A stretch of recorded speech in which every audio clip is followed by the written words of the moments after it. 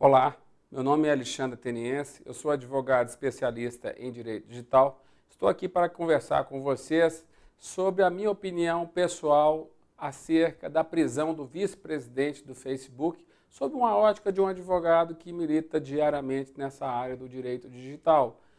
Bom, para quem não sabe, na primeira semana de março, o vice-presidente para a América Latina do Facebook foi detido no momento em que tentava viajar para o exterior no aeroporto de Guarulhos em decorrência do cumprimento de uma ordem judicial proveniente da cidade de Lagarto, em Sergipe.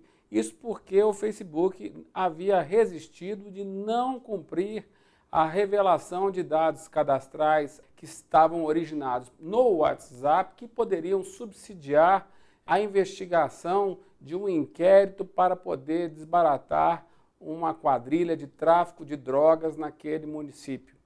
Pois bem, isso não se trata de um fato novo no Brasil. Isso porque já em 2012, não o Facebook, mas naquela oportunidade o Google também se viu envolvido em situação similar a essa, porque o seu presidente foi preso uma vez que ele não cumpriu uma ordem judicial para poder retirar conteúdos impróprios, segundo a justiça brasileira, do YouTube. E antes disso, inclusive, também já tivemos um caso, ainda na época do Orkut, uma vez que o Ministério Público do São Paulo pressionou o próprio Google para poder retirar do ar mais de 3.000 comunidades no Orkut que hospedavam conteúdo pedófilo. Foi necessário também uma outra ordem de prisão para que o Google, a partir daí, mudasse a sua linha, a sua conduta, a sua forma de encarar a justiça brasileira e passasse a respeitar essas ordens judiciais, uma vez que na orientação anterior que a empresa tinha da sua matriz norte-americana aqui no Brasil, os argumentos de defesa eram no sentido de, não, minha empresa é sediada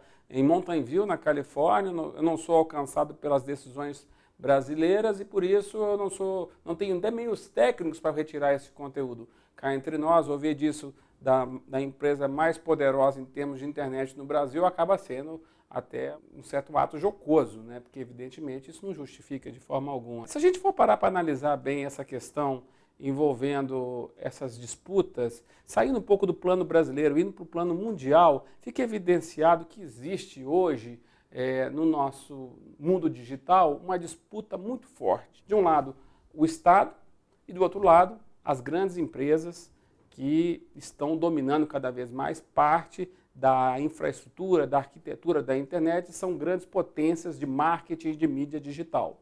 Pois bem, qual é a disputa? A disputa é de poder, né? É um conflito de jurisdição cibernética, que os estados estão cada vez mais incapacitados de exercer sua soberania perante o seu cidadão, num determinado limite geográfico, e, por outro lado, as empresas que detêm parte dessa infraestrutura nesse mundo digital querem valer os seus interesses comerciais. E esse conflito está armado.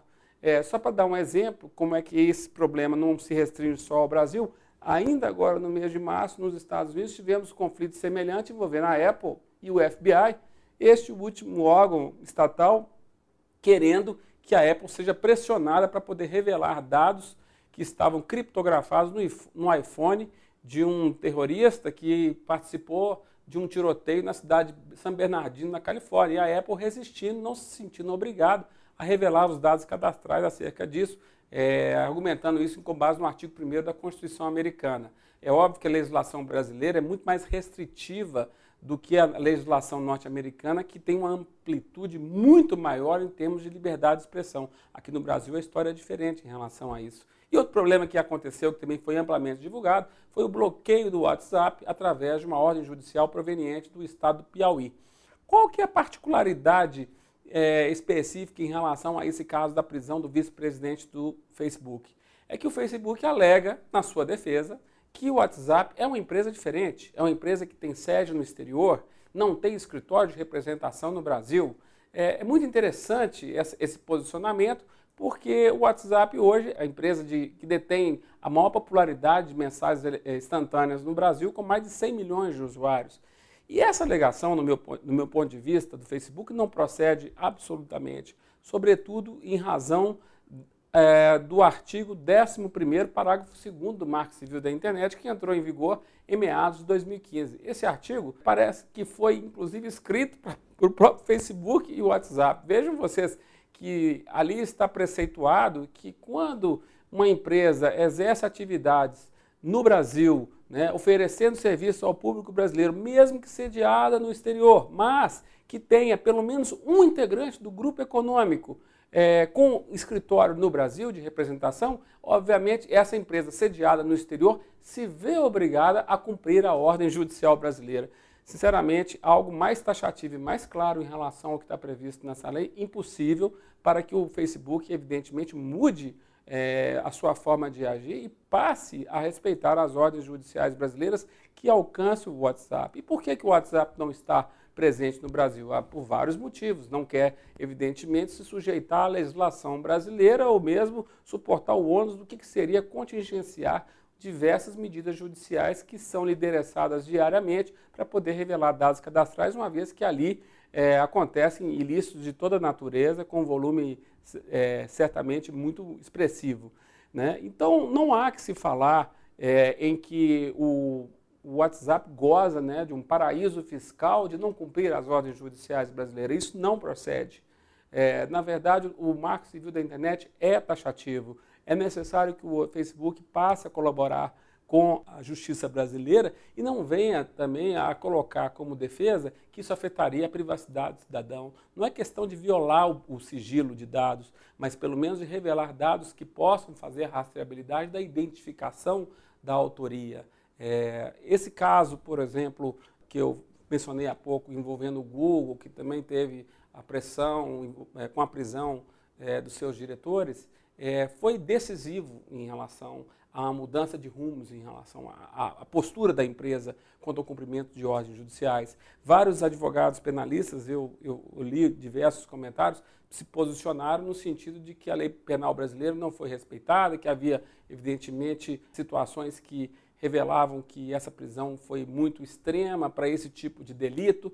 Entretanto, eu sou do tipo de pessoa que faço a opção para poder analisar isso num contexto mais global, mais genérico, ou seja, quem disponibiliza serviço no Brasil com ou sem sede no nosso país tem que respeitar a legislação brasileira. Esse é o ponto que tem que ser, evidentemente, valorizado e destacado em relação a essas situações. Eu ainda dou exemplo. Vocês imaginem se, por exemplo, na época das Olimpíadas, tivesse acontecido um incidente como esse envolvendo um suposto atentado terrorista relacionado a um atleta norte-americano. Pergunto vocês acham que o Facebook ia demorar ou ia resistir em relação ao cumprimento de revelação de dados cadastrais para poder fazer a identificação desse terrorista? Tenho muitas dúvidas quanto a isso. Acredito que essas respostas sairiam muito mais rápido do que o nosso magistrado em Lagarto teve dificuldade para poder cumprir a sua ordem judicial. Eu acho, gente, que de fato nós precisamos equilibrar essa relação que existe entre as grandes empresas que detêm a infraestrutura da internet com a questão da soberania estatal. Nós não podemos deixar que os interesses comerciais possam sobrepor a essa soberania, porque o Estado está cada vez mais incapacitado de exercer as suas leis quando os incidentes acontecem no mundo digital. E é necessário dizer que o Marco Civil da Internet entrou em vigor para poder garantir, assegurar os direitos do cidadão em relação ao uso da internet. Essa tutela de direitos, ela é imprescindível. E as empresas que aqui atuam coletando dados no nosso país ou ofertando serviços têm que agir em conformidade com a lei. Essa é a minha opinião. Meu nome é Alexandre Ateniense, espero que vocês continuem seguindo o nosso canal através do YouTube. Um abraço.